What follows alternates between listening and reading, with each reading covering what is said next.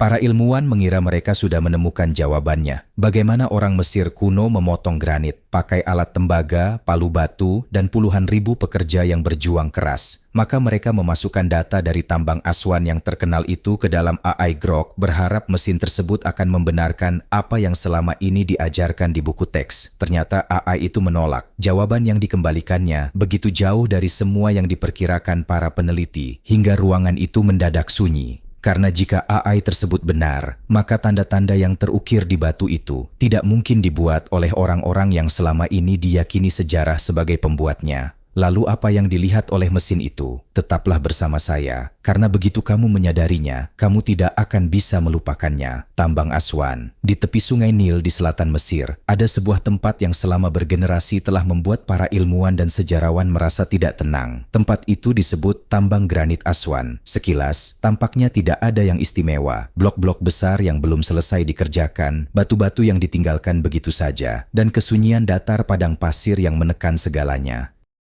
Pemandangan yang biasanya dilewati rombongan wisata dalam waktu 5 menit. Namun begitu kamu mendekat ke batuan itu, perasaan biasa tersebut langsung lenyap. Mulailah dengan batunya sendiri, karena batulah inti dari seluruh permasalahan ini. Ini bukan batu kapur lunak atau batu pasir yang mudah hancur. Ini adalah granit. Granit berada di angka sekitar 7 pada skala kekerasan Mohs, yang berarti ia sangat sulit dipotong, bahkan dengan peralatan industri modern sekalipun. Pengerjaan granit dianggap sebagai pekerjaan berat yang serius. Para pemotong granit profesional akan mengatakan bahwa batuan ini terasa lebih keras dari baja biasa. Pegang erat fakta itu, karena semua yang akan dibahas berikutnya bertumpu pada kenyataan tersebut. Kini perhatikan apa yang sebenarnya terukir di granit itu. Sayatan panjang melengkung mengalir melintasi permukaan batu dengan jarak yang hampir sempurna dan teratur. Seolah-olah sesuatu telah bergerak di atas permukaan itu dalam satu gerakan mulus yang tidak terputus. Di beberapa bagian, tanda-tanda itu saling mengalir seperti riak yang menyebar di permukaan air yang tenang.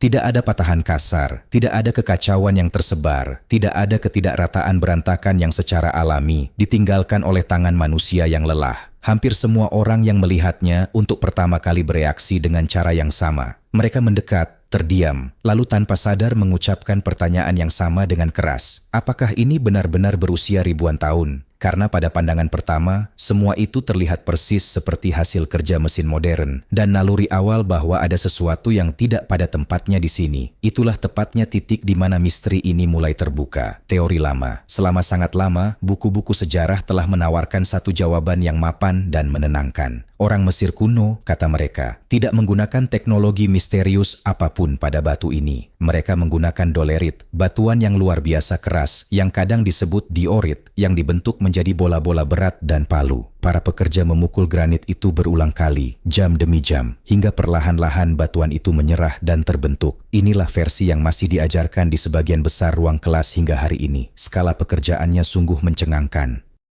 Piramida Khufu menjulang setinggi hampir gedung berlantai 50. Para sejarawan memperkirakan puluhan ribu buruh bekerja di tambang-tambang ini dengan angka yang sering disebut sekitar 20.000 pekerja. Sekitar 15.000 di antaranya bergiliran dalam shift yang saling tumpang tindih sehingga pekerjaan tidak pernah berhenti. Kerja keras itu digambarkan tanpa ampun. Para pria memukul batu selama hampir 12 jam berturut-turut, hari demi hari, berbulan-bulan, bahkan bertahun-tahun sebelum satu blok besar berhasil dilepaskan dari batuan induknya. Di atas kertas, teori itu terlihat masuk akal. Kerahkan cukup banyak orang untuk tugas yang mustahil, beri mereka cukup waktu, dan bahkan yang mustahil pun mulai terasa bisa dicapai. Itu argumen yang adil dan layak untuk dihormati. Masalah baru muncul ketika segelintir peneliti berhenti berdebat soal teori dan memutuskan untuk benar-benar mengujinya. Mereka membuat replika alat pemukul yang digambarkan dalam buku teks. Mereka mendatangkan pengrajin terampil dan berbadan kuat, lalu memukul blok-blok granit besar ribuan kali, persis seperti yang digambarkan dalam narasi utama.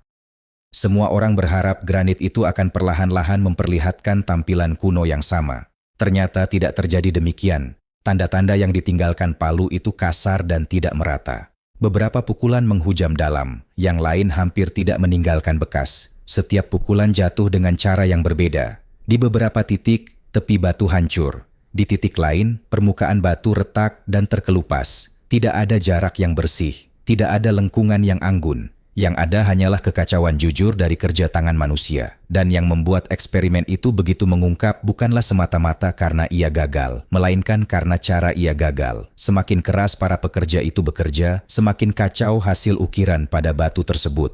Kecepatan justru memunculkan lebih banyak kesalahan, bukan sebaliknya. Kelelahan mulai merayap masuk bahkan sebelum 1 jam berlalu. Cengkeraman tangan melemah, jarak antar ukiran mulai tidak beraturan. Karena memang begitulah yang terjadi pada tubuh yang hidup. Mereka awalnya bermaksud membuktikan teori dalam buku teks, namun tanpa disadari justru membantah bagian yang selama ini dianggap sudah pasti.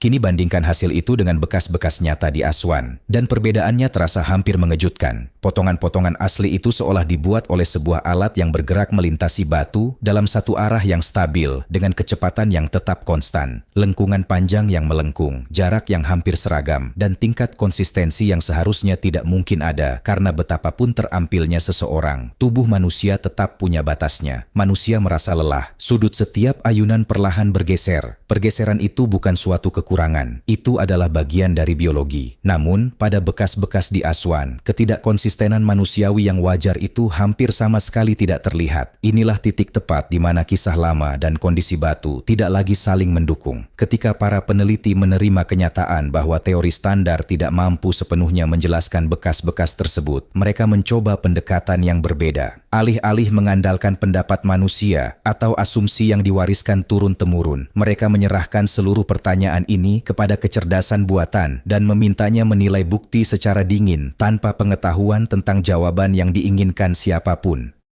Pertama, data dibangun menggunakan teknik yang disebut fotogrametri. Ribuan gambar beresolusi tinggi yang saling tumpang tindih digabungkan menjadi model digital 3 dimensi yang presisi dari permukaan tambang. Model yang bisa diputar, diperbesar, dan diukur dari sudut manapun hingga ke detail terkecil. Semua itu kemudian dimasukkan ke dalam sistem analitik Grok AI yang dirancang untuk membandingkan bekas-bekas yang ditinggalkan oleh berbagai jenis alat. Dan bagian ini penting untuk diperhatikan. AI tersebut tidak pernah diberitahu bahwa ini adalah Mesir. Ia tidak diberitahu alat apa yang mungkin digunakan atau kesimpulan apa yang harus dicapai. Tugasnya hanya satu, yaitu mengukur pola dan membandingkannya dengan ribuan tanda sidik alat, baik kuno maupun modern, yang tersimpan dalam basis datanya. Sistem itu mengerjakan 847 potongan secara terpisah. Untuk setiap potongan, ia mengukur lekukan, radius busur, dan menghitung sudut masuk alat ke dalam batu. Ia mengukur kedalaman, jarak antara potongan yang berdekatan, dan konsistensi di seluruh bidang bekas ukiran tersebut.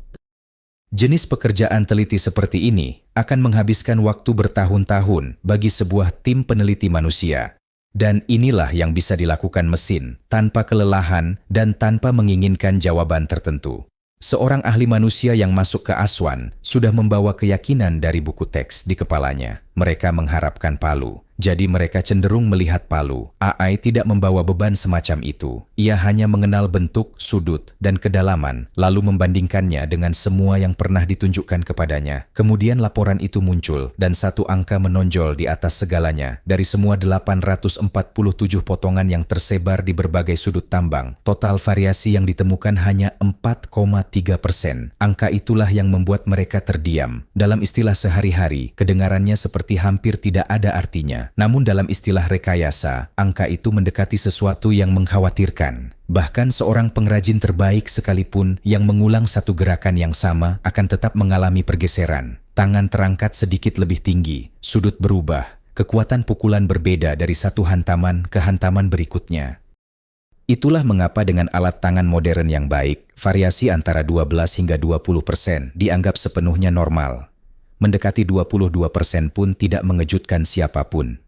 Manusia bukanlah mesin, namun disinilah terdapat ratusan potongan yang tersebar di seluruh tambang aktif, dipisahkan hanya oleh 4,3%. AI itu tidak hanya menandai soal jarak, sudut masuk setiap goresan pun sangat konsisten, seolah jalur setiap sapuan telah direncanakan terlebih dahulu, lalu dieksekusi dengan kedisiplinan mekanis. Ini terlihat kurang seperti pekerjaan satu pekerja, atau bahkan ribuan pekerja, dan lebih menyerupai satu sistem tunggal yang menjalankan hampir tindakan yang persis sama setiap kali. Saat itulah momen ini berhenti menjadi teka-teki arkeologi yang sunyi dan berubah menjadi pertanyaan keras tentang rekayasa. Jika tangan manusia meninggalkan variasi 12 hingga 22%, sementara bekas-bekas ini hanya menunjukkan 4,3%, maka siapa yang membuatnya dan apa yang mereka gunakan? Begitu AI selesai melakukan pengukuran, langkah berikutnya menjadi semakin menarik. Sistem itu harus menentukan alat mana yang paling mirip dengan bekas-bekas tersebut. Ia mencocokkannya dengan ribuan profil, mulai dari palu tangan hingga peralatan zaman perunggu, hingga mesin industri paling canggih yang beroperasi saat ini. Pertama-tama ia menguji teori batu pemukul. Tembok yang sama kembali muncul. Bekas dari pemukulan secara alami tidak beraturan. Kedalaman ukiran berubah-ubah. Sudut irisan berbeda pada setiap pukulan. Bekas potongan di Aswan menunjukkan jarak yang hampir seragam dan pola teratur yang berulang. Sesuatu yang tidak mungkin dihasilkan oleh proses penghantaman biasa. Maka mesin itu beralih ke alat-alat modern dan menemukan 3 kecocokan teratas. Yang pertama berasal dari pemotong putar berlapis berlian, yakni alat-alat yang ujungnya dilapisi bahan abrasif berlian dan berputar pada kecepatan tinggi saat memotong batu, meninggalkan bekas yang bersih dan konsisten bahkan pada granit. Yang kedua berasal dari sistem semprotan air bertekanan tinggi yang mengukir batu menggunakan aliran air yang mengandung partikel abrasif. Sangat dihargai karena hasil potongannya yang presisi dan terkontrol.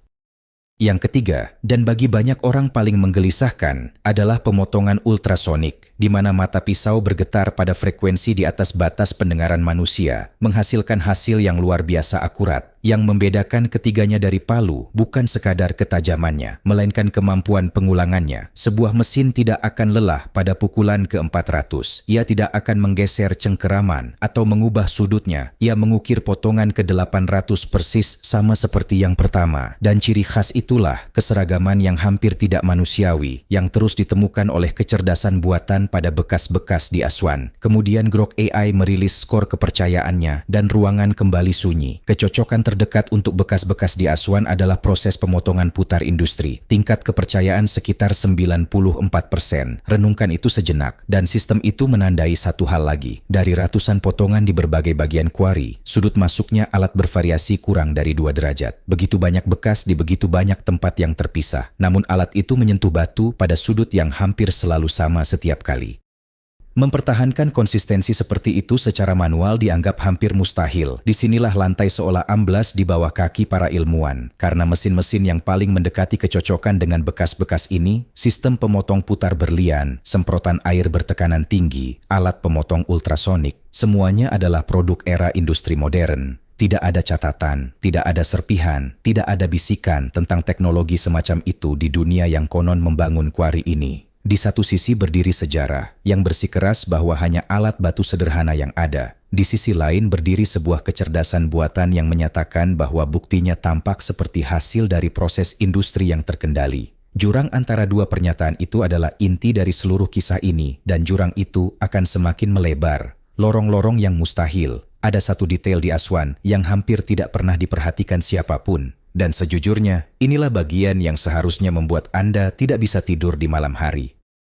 Tersebar di seluruh situs terdapat lubang-lubang sempit dan dalam yang menghujam lurus ke bawah sekitar 9 hingga 15 meter, banyak di antaranya hanya selebar sekitar 1 hingga 1,2 meter di bagian mulutnya. Dari atas, semuanya tampak seperti lubang biasa. Namun, begitu Anda mengamati dinding bagian dalamnya, gambaran itu berubah sepenuhnya. Di dinding-dinding lorong itu terdapat bekas potongan melengkung, seragam, dan berbentuk spiral. Sama persis dengan yang ditemukan di kuari terbuka di atasnya. Kedalaman sama, pola sama, bentuk sama. Dan itulah yang mengusik para peneliti yang mempelajarinya. Karena coba pikirkan, jika teori lama itu benar dan semua ini dilakukan dengan mengayunkan palu dolerit yang berat, seorang pekerja membutuhkan ruang gerak yang cukup minimal 45 hingga 60 cm untuk menarik palu ke belakang dan menghantamkannya cukup kuat untuk memecah granit. Hilangkan busur ayunan itu dan Anda menghilangkan kecepatannya. Sebuah bola dolerit yang hanya ditekan ke granit tanpa ancang-ancang hampir tidak menghasilkan apapun. Seluruh teori palu bergantung pada momentum. Hilangkan ayunannya dan metodenya pun hilang. Jadi lorong-lorong itu bukan sekadar ruang kerja yang tidak nyaman. Mereka adalah tempat di mana satu-satunya alat yang diakui secara fisik tidak dapat menjalankan tugasnya. Namun tugasnya jelas sudah selesai dikerjakan. Di dalam lorong-lorong ini hampir tidak ada ruang untuk berdiri tegak, apalagi mengayunkan pukulan penuh. Granit keras di setiap sisi, kedalaman yang nyata, ketatnya ruang yang mencekik, namun bekas-bekas pada dinding-dinding itu identik dengan potongan di area terbuka luas di atasnya. Dibuat rupanya tanpa kehilangan kendali atau presisi sedikit pun. Ketika data dari lorong-lorong itu dimasukkan ke Grok AI, sistem itu mempertimbangkan lebar ruang, sudut potongan, kekerasan granit, dan jarak yang dibutuhkan oleh ayunan palu. Kemudian ia menghasilkan kesimpulan yang mendorong seluruh perdebatan melampaui batas yang pernah dibayangkan siapapun. Sistem itu mengategorikan situasi ini sebagai mustahil secara fisik akibat keterbatasan ruang. Alat yang memerlukan ayunan ke belakang sebelum menghantam tidak mungkin berfungsi di ruang sesempit itu. Namun sebuah sistem yang menerapkan gaya vertikal langsung dari depan tanpa ayunan balik sama sekali bisa menghasilkan potongan yang sama, bahkan di sudut tersempit sekalipun. Dan hal itu secara diam-diam menghapus satu-satunya metode yang selama ini diyakini buku teks sebagai cara yang digunakan. Di bawah mikroskop, semua temuan sejauh ini berpusat pada permukaan batu. Penemuan berikutnya justru datang dari menelusuri bagian bawahnya. Ketika batu keras dipukul berulang kali menggunakan alat berat, permukaannya akan hancur berantakan. Para ilmuwan menyebutnya fraktur. Kristal-kristal kecil di dalamnya retak ke berbagai arah secara acak. Tepi-tepinya menjadi kasar dan retakan kecil menjalar ke dalam material. Di bawah pembesaran, granit yang dihantam terlihat seperti medan perang dalam skala mini, penuh serpihan dan garis-garis tekanan. Namun tanda-tanda di Aswan sama sekali tidak terlihat seperti itu. Di bawah lensa, para peneliti menemukan permukaan yang tampak tidak rusak sama sekali. Tampilannya justru seperti potongan yang bersih. Dalam bahasa teknis, ini disebut pola geser, yaitu batas yang tajam dan disengaja antara permukaan yang dipotong dengan batu di sebelahnya yang tidak tersentuh, tidak terlihat seperti bekas pukulan. Kesan yang muncul adalah seolah-olah sesuatu dengan sabar telah memisahkan material tersebut mengikuti garis tertentu, dan di bawah bekas potongan itu hampir tidak ada kerusakan yang menembus ke dalam batu di bawahnya. Seandainya palu yang melakukan ini, retakan seharusnya menjalar ke bawah, namun tidak ada satupun yang ditemukan. Seluruh gaya tampaknya hanya diarahkan ke satu titik yang sangat tepat dan tidak ke tempat lain. Lalu muncullah pola spiral. Di bawah pembesaran yang lebih tinggi, tampak goresan halus berputar. Pola-pola samar yang menunjukkan sebuah alat berputar telah melintasi granit itu sambil terus bergerak dalam satu arah. Pada sampel yang diambil dari bagian-bagian kuari yang sama sekali berbeda, spiral-spiral itu bergerak dengan arah yang sama. Setelah itu, para peneliti menemukan tanda-tanda perubahan termal, zona-zona kecil pada permukaan potongan yang menunjukkan konsentrasi suhu tinggi. Bukan penyebaran panas yang biasa terjadi ketika dua batu saling bergesekan, melainkan panas yang terpusat pada satu titik kontak rotasi kecil. Ini adalah sidik jari gesekan di bawah mata pisau yang berputar cepat. Kemudian ditemukan pula partikel-partikel berupa butiran korundum berukuran mikroskopik yang berada di angka 9 pada skala Mohs dan saat ini digunakan sebagai abrasif dalam cakram pemotongan industri. Dan di beberapa titik terdapat struktur karbon yang oleh beberapa peneliti digambarkan memiliki bentuk menyerupai berlian. Masing-masing detail itu secara terpisah masih bisa diperdebatkan. Namun jika ditumpuk bersama-sama, semuanya tidak lagi terdengar seperti kebetulan, melainkan mulai terdengar seperti deskripsi sebuah alat. Ketika semua data itu dimasukkan ke Grok AI secara bersamaan, mulai dari spiral, potongan geser yang bersih, minimnya kerusakan mendalam, panas yang terpusat di satu titik, butiran abrasif keras, hingga karbon berbentuk berlian, mesin itu mengeluarkan kesimpulan yang cocok dengan keseluruhan cerita ini secara menggelisahkan. Ini bukan ciri khas palu atau peralatan zaman perunggu. Kecocokan terdekatnya adalah proses yang hari ini kita sebut sebagai pemotongan rotasi abrasif berlian tingkat industri. Di bawah lensa, granit itu tidak dihancurkan, ia telah dimesin. Garis waktu yang terbalik. Ketika para peneliti mencoba menentukan usia dari tanda-tanda itu, misteri ini bukannya menjadi lebih jelas, justru semakin aneh. Tersebar di berbagai bagian kuari terdapat lukisan-lukisan kuno berwarna oker merah. Dan detail yang paling mengungkapkan adalah bahwa lukisan-lukisan itu berada langsung di atas bekas potongan tersebut. Urutan ini sangat penting. Batu itu dipotong terlebih dahulu dan baru jauh kemudian seseorang melukis di atasnya. Ketika lukisan-lukisan itu di penanggalan, beberapa peneliti menyatakan bahwa usianya bisa hampir 2000 tahun lebih tua dari peradaban dinasti awal Mesir. Jika lukisannya setua itu, maka potongan di bawahnya tentu lebih tua lagi, yang membawa kita masuk ke dalam apa yang secara luas disebut periode pradinasti. Sebuah masa ketika menurut sejarah arus utama, hanya kelompok-kelompok kecil yang tersebar yang mendiami wilayah itu, dengan perlengkapan berupa alat batu paling sederhana yang bisa dibayangkan. Disinilah semuanya menjadi benar-benar sulit untuk dicerna. Kecerdasan buatan itu membandingkan geometri potongan-potongan tersebut dengan perkiraan usianya dalam apa yang ia beri label sebagai analisis presisi temporal. Hasilnya, yang disampaikan dengan tingkat keyakinan sekitar 91%, berjalan sepenuhnya terbalik. Semakin tua sebuah potongan tampaknya, semakin presisi dan seragam bentuknya. Bergerak maju melewati waktu menuju masa kini, potongan-potongan itu semakin kasar dan semakin tidak terkendali. Tanda-tanda yang diyakini paling tua justru tampak paling sempurna, yang lebih baru terlihat seperti hasil kerja tangan manusia biasa. Kecerdasan buatan menguji pola ini secara statistik dan menurut laporan tersebut, hubungan ini mencapai persentil ke-99 dalam signifikansi statistik. Sangat tidak mungkin terjadi secara kebetulan di seluruh kumpulan data. Setiap peradaban yang kita kenal selalu menyempurnakan teknologinya seiring berjalannya waktu. Karya awal itu kasar, karya belakangan itu halus. Aswan justru menceritakan kisah yang sebaliknya. Karya yang paling tua justru yang paling sempurna, dan kemampuan itu tampak terus merosot seiring berjalannya abad, memunculkan pertanyaan yang rasanya terlalu besar untuk ditampung. Bagaimana jika orang-orang di awal peradaban ini sudah mengetahui sesuatu yang kemudian terlupakan oleh generasi-generasi setelah mereka? Membaca batu hingga bagian ini, teka-teki utamanya adalah bagaimana orang zaman dahulu bisa memotong granit dengan begitu presisi.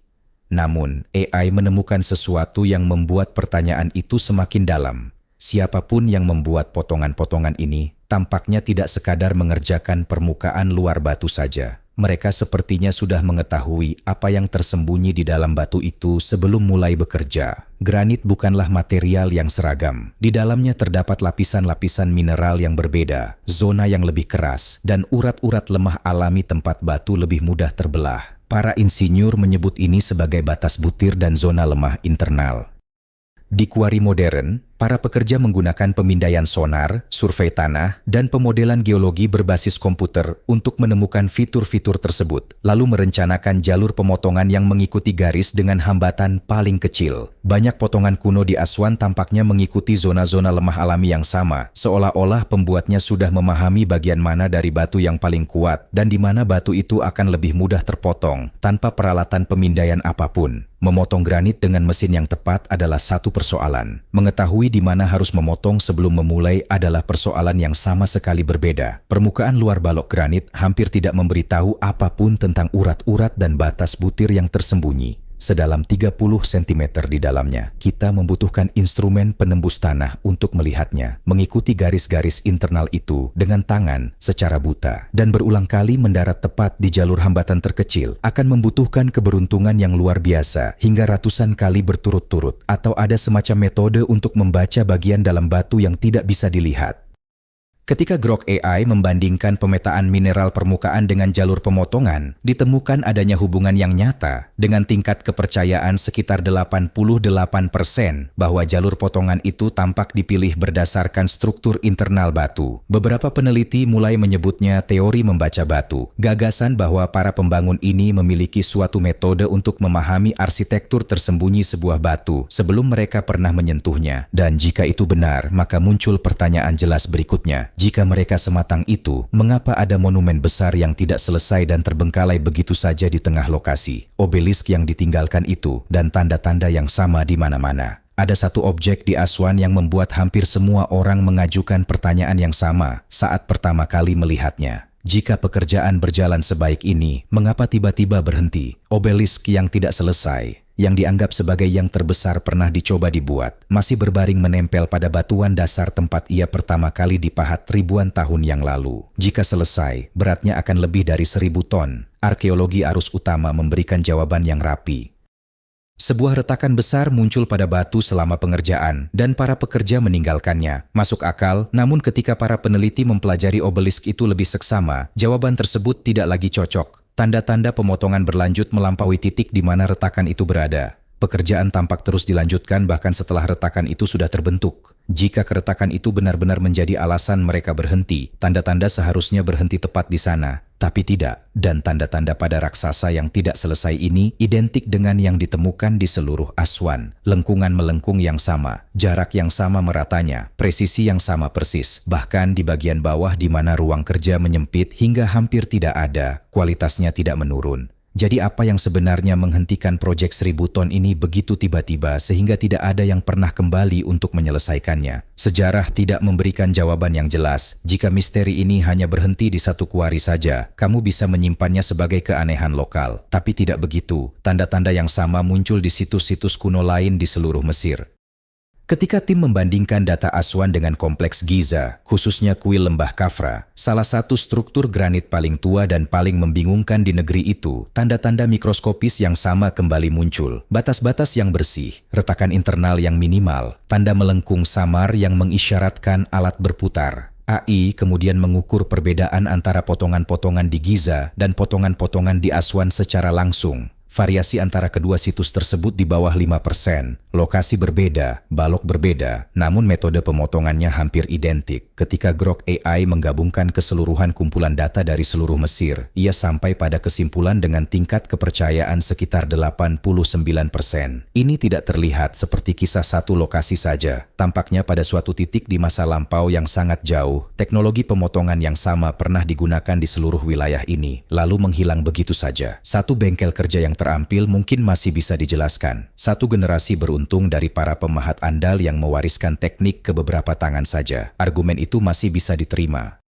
Tapi sidik jari yang sama muncul ratusan kilometer berjauhan pada batu berbeda di situs-situs yang terpisah dengan variasi di bawah 5%. Itu bukan urusan satu bengkel, itu adalah sebuah standar. Konsistensi semacam itu hanya bisa terjadi ketika satu peradaban utuh berbagi metode yang sama dan perangkat yang sama. Dan entah bagaimana, standar bersama itu lenyap dari catatan sejarah begitu sempurna sehingga kita menghabiskan berabad-abad dengan tegas menyatakan bahwa itu tidak pernah ada. Itulah kesalahan terbesar kita. Maka inilah kita sekarang, berdiri di hadapan pertanyaan yang menolak untuk ditutup. Jika karya tertua benar-benar yang paling canggih, apa yang terjadi pada keyakinan nyaman kita bahwa teknologi selalu bergerak maju? Itulah benang yang terus membuat seluruh bidang ini tersandung. Teori palu batu terus gagal melewati ujian. Belum ada yang berhasil mereproduksi bekas-bekas yang cocok dengan apa yang sungguh-sungguh terpahat di kuari itu. Perdebatan itu menolak untuk selesai, dan banyak spesialis terlihat diam 1000 bahasa ketika kamu mendesak mereka untuk memberi jawaban yang jelas. Mungkin garis waktu kita memang tidak lengkap.